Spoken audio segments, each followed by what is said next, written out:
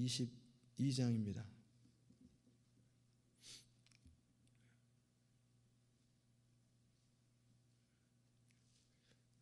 누가복음 22장 31절에서 34절까지 말씀.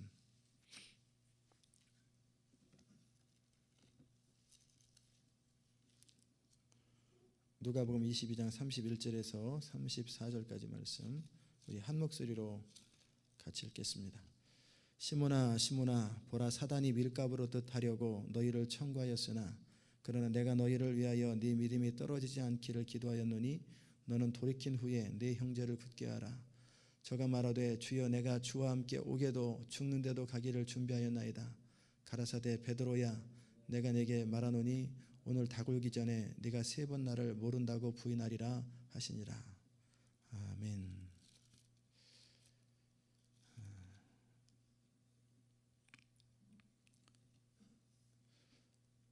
오늘 우리는 그 느낌에 대해서 함께 다루고 또 믿음에 대해서 함께 다루기 원합니다.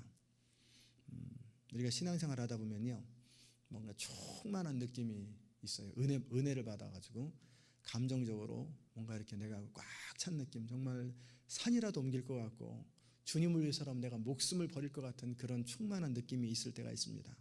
그럴 때는 이 베드로처럼 내가 주와 함께 오게도 가고 죽는데도 가기를 준비하였나이다, 이런 결단의 고백들을 하게 되지요. 그런데 얼마 지나고 나면 그 느낌이 사라져요. 베드로처럼 이렇게 생명 앞에 죽음 앞에 서는 그런 안 당해도 그 헌신도 있었는데 어느 순간 보면은 그 헌신이 내가 분명히 헌신을 거짓말로 한 게 아니라 진짜 했는데 이거 뭐 예배 드리는 것도 힘들고 성경 펴는 것도 힘들고 뭐 힘든 것보다 어느 느낌이 딱 사라져 버려요. 또 그러다가 어느 날 느낌이 쫙 오고 뭔가 은혜를 받으면은 또다시 내가 십자가를 내가지고 주와 함께 가리다, 그 어떤 충만한 느낌이 있다가 또 그 느낌이 또 싹 사라져 버리면은 내가 그렇다고 안 믿는 건 아니에요. 하나님 살아계신 거 알고 하나님이 나를 사랑하시는 것도 알고 우리를 위해서 죽으신 거 다 알아요. 근데 그 충만한 느낌들이 사라져 버리는 걸 경험하게 됩니다. 그럴 때 우리는 도대체 믿음이 뭐냐, 결단은 뭐고 헌신은 뭐냐, 이런 건 그런 충만한 느낌이 있을 때, 내가 은혜 받았다라고 하는 그런 느낌이 있을 때는 성경 읽는 것이 너무너무 즐거워요. 주님과 함께 동행하는 게 즐겁고 기도하는 게 즐겁고 헌신하는 게 즐겁고 막 삶에 막 변화가 있을 것 같고 그것을 위해서 헌신하고 외적인 행동 변화가 나타나고 그 다음에 타인에게도 민감해져요. 그래서 저 사람은 저렇게 살면 안 되는데 왜 저렇게 살을까, 그러면서 안타깝고 막 견딜 수 없어 하고 마치 내가 뭔가 그 최고의 믿음을 가진 사람처럼 그런 것을 의식하지는 않지만 왠지 그런 느낌으로 내가 충만한 느낌이 들 때가 있어요. 그런데 그런 느낌이 딱 사라져버리면 하나님께 가까이 가려고 해도 기도하려고 해도 잘 안 돼요. 성경 읽으려고 해도 잠이 꾸벅꾸벅 오고 이거는 왜 그럴까? 하나님께서 그렇게 하시는 것입니다. 하나님께서 특별히 구원받고 나서 거듭나고 성령을 경험하고 나서 길면 한 2년, 짧으면 한 3개월, 그 시간 동안에 하나님께서 충만한 걸 허락하세요. 왜냐하면 그렇게 하는 목적이 있어요. 그렇게 하면 우리가 하나님의 은혜가 정말 이렇게 좋은 거구나, 하나님과 함께 동행하는 게 이렇게 좋은 거구나라는 그 내적인 확신과 어떤 그 감정적인 기쁨을 느끼면서 이제 세상과 비교하게 돼요. 이전의 내 삶과 비교하면서 이게 좋은 거구나, 이게 좋다, 그런 걸 경험하게 되죠. 그런데 시간이 지나고 나면은 이제 그런 느낌이 싹 사라지기 시작하는 거예요. 제가 어느 분한테 한 4년 전에 그분이 아주 그냥 은혜를 받아가지고 그분은 성령을 받았는데 시편을 읽다가 그냥 성령을 받았대요. 그래가지고 막 방방방 뛰는 거예요. 막 여러 가지 기적도 보이고 눈 감으면 하나님께서 환상도 보여주시고 막 산을 옮길 것 같아요. 그래서 제가 집사님, 참 은혜 때를 살고 있네요.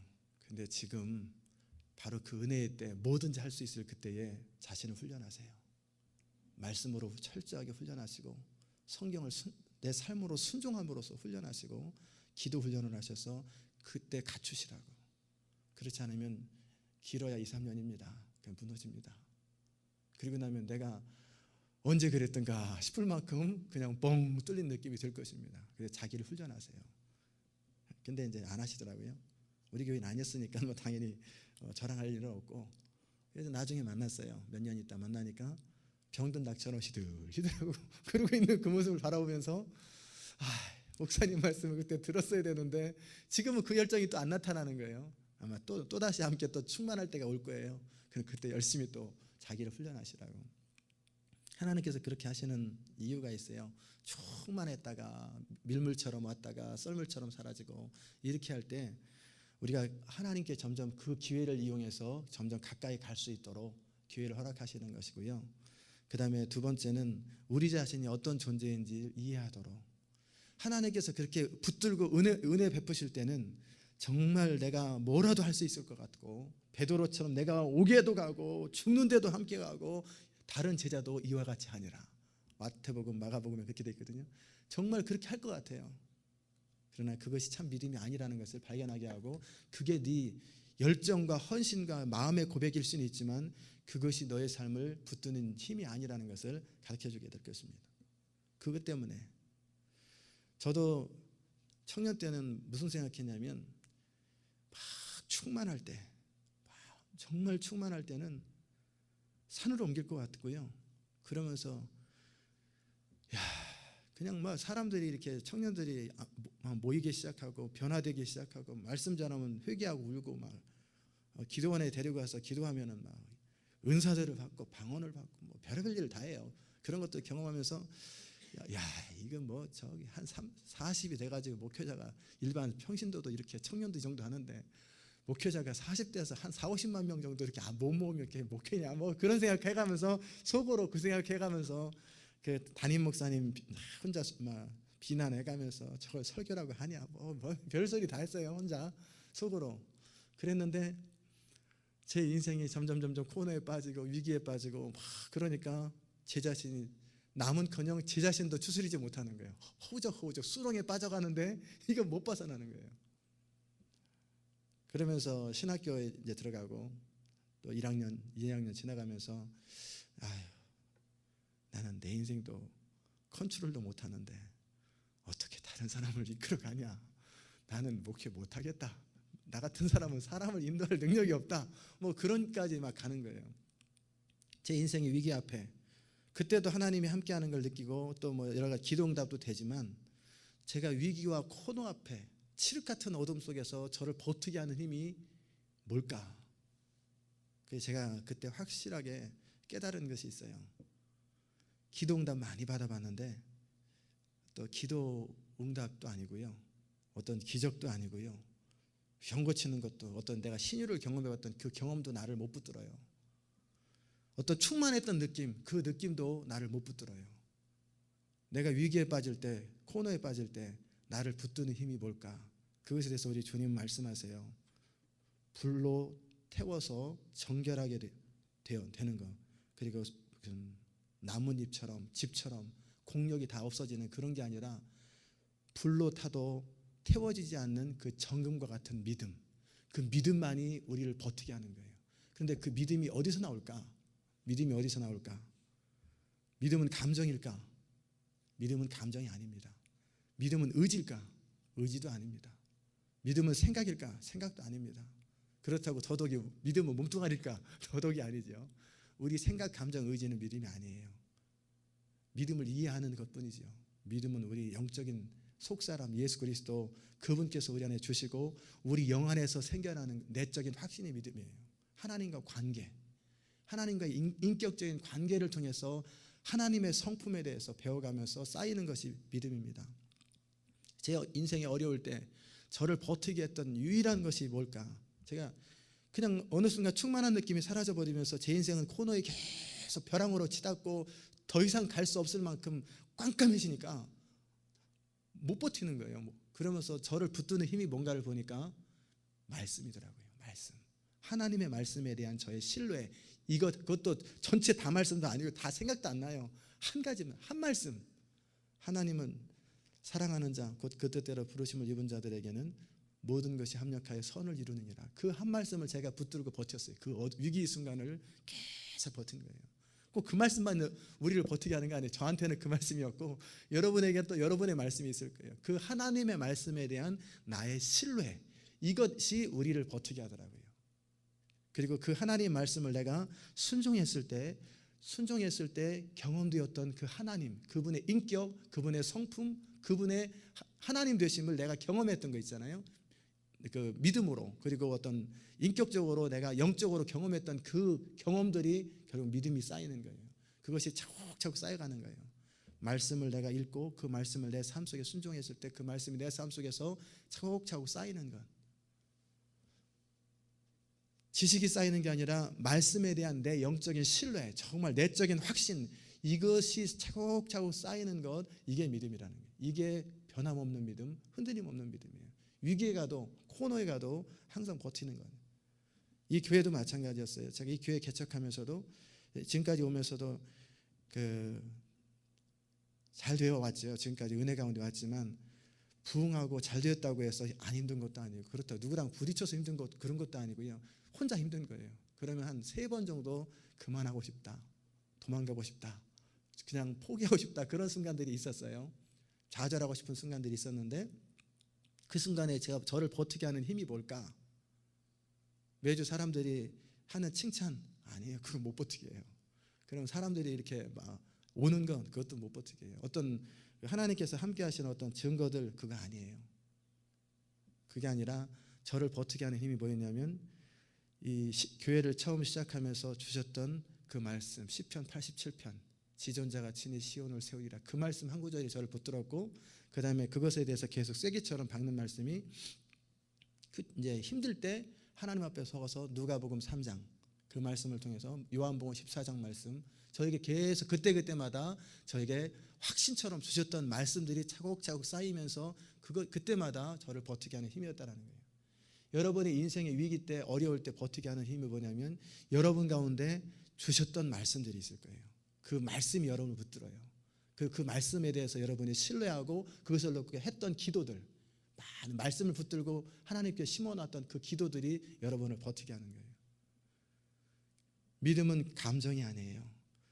믿음은 정말 영적인 다스림을 받는 그런 하나님과의 관계예요. 그런 하나님께서 그런 기쁨을 주시는 것은 그런 기쁨을 주셨다가 또 걷어가셨다 그러면서 우리가 더 이상 그런 것에 감정이나 어떤 현상이나 환경을 의지하지 아니하고 하나님만 의지하고, 그럴 때 우리가 할 수 있는 것은 의지가 있거든요. 우리 인격 안에 의지가 있는데 의지를 가지고 계속 하나님을 향해서 추구하면서 계속 하나님 말씀을 추구하면서 나가는 것을 훈련하라는 거예요. 그런 계기로 하나님 우리에게 그런 과정들을 주시는 거예요. 그러면서 점점 깊은 차원으로 계속 가는 거예요. 예수님께서는 어째 그렇게 믿음이 좋으셨을까? 그분은 영원토록 하나님과 함께 하셨잖아요. 그러니까 하나님과 같은 분이시지만 하나님과 늘 영원토록 함께 하셨기 때문에 그 관계가 오죽하겠어요. 그러니까 항상 내 말을 들으신 것을 감사하나이다. 하나님과 릴레이션십, 관계가 아주 충만한 거예요. 그리고 예수님 그분 자체가 하나님이시기 때문에 그 믿음도 있으셨지만 인간의 모습으로 오셨잖아요. 그 하나님과의 관계예요. 그러므로 여러분이 믿음 생활하면서 지식을 추구할 것도 아니고요. 지식은 도움이 됩니다. 그러나 지식은 우리의 믿음을 자라게 못해요. 어떤 은혜 받은 느낌, 감정적인 충만함, 이것도 아니고요. 의지적 결단도 한계가 있어요. 그러나 그것이 도움은 돼요. 왜냐하면 믿음의 세계로 들어가는데 하나의 우리의 그 과정이니까. 그러나 믿음은 정말 여러분이 하나님을 경험한 삶의 책에 나오거든요. 하나님과의 관계, 부르심에 대해서 여러분이 믿음으로 반응하고 순종했던 것, 그것을 통해서 경험했던 그 하나님, 그래서 쌓였던 하나님과의 관계, 실패를 통해서든지 성공을 통해서든지 이런 나 같은 부족한 사람을 사랑해 주셨던, 항상 변함없는 사랑을 느끼면서 그것도 내 부족함을 통해서 쌓였던 관계도 관계고 성공했던 경험도 관계고 이런 관계들이에요. 그래서 여러분이 그런 관계들을 계속 추구하면 좋겠어요. 불변하신 하나님을 향해서 우리도 변함없는 믿음으로 나가는 거예요.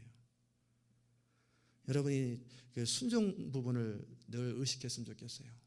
순종을 통해서 믿음이 쌓입니다. 하나님 말씀에 대해서 현상과 상관없이 계속 말씀을 붙들고 내가 삶으로 순종하고 또 삶으로 순종하고 삶으로 순종하면서 한계에 빠지고 위기에 빠질 때마다 다시 하나님 앞에 엎드려서 주님 역사하옵소서. 그럴 때 주님이 도와주시는 것, 그리고 또다시 헌신하고 도와주시는 이런 계속적인 반복적인 경험들, 이런 경험들이 우리를 살찌게 하는 거예요, 영적으로. 그리고 우리가 또 한 가지 해야 될 일이 뭐냐면, 믿음이 자라기 위해서 성령 안에서 늘 선택하는 것, 의지를 가지고 계속 믿음을 선택하고 또 영을 따라, 어떤 느낌이나 현상을 따라 살지 말고 하나님의 말씀을 따라 우리 가운데 역사하시는 성령을 따라서 계속 그것을 추구하는 거예요. 의지적 선택과 그것을 통해서 계속 영적인 경험들을 해가는 거예요. 그런 경험, 신비적인 경험을 말하는 거 아니에요. 뭐 기적 경험만 그런 게 아니라 하나님과 관계를 계속 추구해가면서 그런 경험들이 반복적으로 이루어져 갈 때 그것이 어느 순간 우리 안에 주님과 연합되는 믿음이 됩니다. 그럴 때 안식을 누리게 돼요. 안식. 어떤 환경에서도 변함없는 안식을 누리게 되죠. 결국 성경의 모든 인물들을 보시면 아브라함도 처음에는 흔들리고 아내를 누이라고 속였다가 뭐했다가 이스마엘을 낳았다가 그런 과정들이 계속 쌓이면서 그때마다 하나님을 계속 경험해 가잖아요. 경험해 가면서 체험해 가면서 그 체험이라는 어떤 기적 말고요, 인격적으로 계속 체험해 가면서 거기서 자꾸 자기 자신에 대해서 무력해지는 거예요.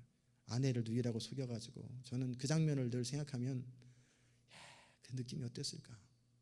바로 왕한테 아내를 뺏겨요. 그리고 성 바깥에서 어느 영화에 보니까 그 장면이 있어서 그랬어요. 보니까 바로의 궁궐, 영화니까 이렇게 만들었겠죠. 궁궐 안이 보이겠어요. 왕의 침실이. 그 부인은 이리저리 도망다니고 왕은 쫓아다니고 그 장면을 바깥에서 보는 거예요. 그럴 때 그 느낌이 어땠을까. 이게 뭐냐 그러면서 안타까워하고 있는데 그 다음날 바로가 부르지요.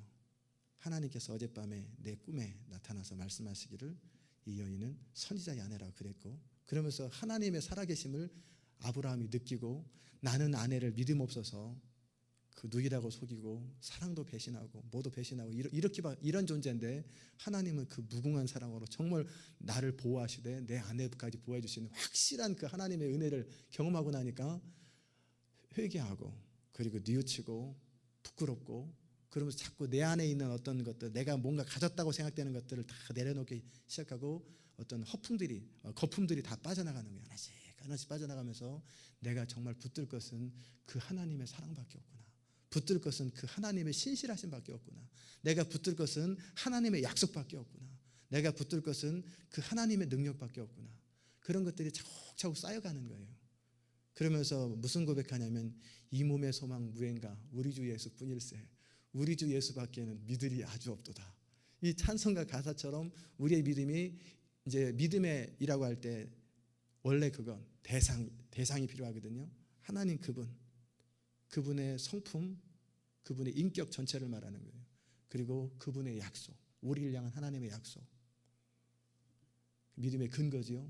그건 하나님과 그분의 약속, 이것이 믿음의 근거가 되어서 그에 대한 우리의 신뢰가 쌓이고 경험이 쌓이면서 이것만이 여러분이 평생 동안에 남는다는 거예요. 아브라함이 계속 그런 과정들을 통해서 차곡차곡 하나님과 관계가 깊어지고, 나중에는 자식까지도 포기할 만한 사랑과 믿음이 생기게 됐죠. 죽은 자를 살리시며 없는 것을 있는 것 같이 부르시는 하나님을 믿었더라. 그게 쌓이는 거예요. 저는 여러분이 바로 여러분과 제가 그런 사람들 되었으면 좋겠어요. 어떤 느낌을 추구하지 말고요, 어떤 충만했던 거 자꾸 그런 거 추구하지 마세요. 하나님이 때로는요 충만한 시기가 있고요, 때로는 충만하지 않은 시기도 있고, 그때 밀물처럼 썰물처럼 우리에게 허락하세요. 그것이 우리에게 도움이 됩니다. 그러나 그것보다 더 중요한 것은 그것을 통해서 우리 자신을 발견하고, 내가 정말 믿고 의지할 것은 나도 아니고 어떤 것도 아니고 예수 그리스도, 그분, 내가 성령을 따라가는 것, 그리고 하나님의 약속하신 이 말씀, 하나님의 성품, 그분에 대한 우리의 신뢰, 이것만이 내가 붙들 수 있구나. 이것만이 영원하구나. 그래서 여러분이 그렇게 차곡차곡 쌓이다 보면 하나님의 때때로 인생의 장애물과 위기를 통해서 불순물들을 계속 제거하세요. 믿음 아닌 것들, 영원히 남지 않은 것들 하나씩 제기하다 보면 이제 순도 깊은 100% 순도 있는 것만 차곡차곡 남게 하세요. 그것이 우리를 붙들게 합니다. 그것이 많이 쌓일수록, 하나님과 관계가 쌓일수록, 관계 측면에 보면은 하나님과 관계고, 은혜 측면에 보면은 하나님의 은혜고, 또 말씀이라고 하는 말씀, 이 단지 지식적인 말씀이 아니라 이 말씀을 내 영으로 확실하게 받았던 그 말씀들이 차곡차곡 쌓여가고, 그것을 통해서 쌓였던 그 믿음만이 영원합니다. 그 믿음만이 여러분의 인생의 위기 때 버티게 하는 거예요. 그러다 보면은 코리텐붐 여사처럼 무슨 고백까지 하냐면, 총을 겨누고 고문을 하는 그 현장에서도 눈 하나 깜짝 안 해요. 너는 내 육체를 괴롭힐 수 있지만 내 마음 빼앗지 못하고, 우리 주님 같은 고백할 수 있지요. 내가 너를 죽일 수도 있고 살릴 수 있는 권한이 있는 걸 네가 알지 못하느냐. 우리 주님 말씀하시잖아요. 아버지께서 주지 아니하시면 아무도 이런 일을 못한다. 하나님께서 허락하셨기 때문에 내가 이걸 겪는 거다. 흔들림 없는, 어떤 상황에서 다 버텨주는 거예요. 전혀 유동함이 없이 딱 버티는 힘, 그게 믿음이에요. 이게 참 믿음이고 이게 변함없는 믿음입니다. 여러분과 제가 바로 그런 믿음의 거인이 되고, 믿음의 거인이 되었다고 그만하지도 않아요. 겸손합니다. 내게 속에 아무것도 없는 걸 알기 때문에 겸손해져요. 정말 믿음의 사람, 성령의 사람, 정말 하나님의 사람 되시기를 주의 이름으로 축원합니다. 기도하십시다. 하나님 감사합니다. 베드로, 정말 순수하게 예수님을 사랑했던 베드로, 내가 주와 함께 오게도 가고 죽는 데도 가기를 준비하였나다. 이것은 그냥 고백이 아니라 그 중심에서 나오는 소원의 고백이었는데도, 열정이었고 헌신이었는데도 그 헌신이 그를 붙들지 못하였습니다. 하나님, 정말 우리를 붙들게 하는 힘, 그것은 정말 우리 영 안에서 역사하시는 성령의 역사요, 하나님 말씀에 대한 우리의 신뢰요, 그리고 하나님과의 인격적인 관계인 것을 고백합니다. 이 믿음, 이 정금 같은 믿음만이 우리를 붙들게 하는 힘인 걸 고백합니다. 우리에게 믿음을 주시고 우리가 계속 신앙생활을 하면서 그 정금과 같은 변함없는 믿음이 차곡차곡 쌓일 수 있도록, 그래서 어떤 위기, 어떤 상황에서도 흔들림 없고 변함없고 여전히 하나님을 신뢰하고 여전히 하나님을 붙드는 그런 믿음으로 살아갈 수 있도록 은혜 베풀어 주옵소서. 어느 순간 불과 같은 위기가 다가올 적에 타버리는 지푸라기처럼 무너져버리는 그런 삶이 아니라, 그런 느낌이 아니라 정말 변함없이 영원히 지속되는 그 믿음으로 우리가 남은 생애를 살아갈 수 있도록 은총 베풀어 주옵소서. 특별히 이 새벽에 나와 기도하는 사랑하는 성도들에게 믿음을 더하여 주옵소서. 감사드리며 예수님의 이름으로 기도드리옵나이다.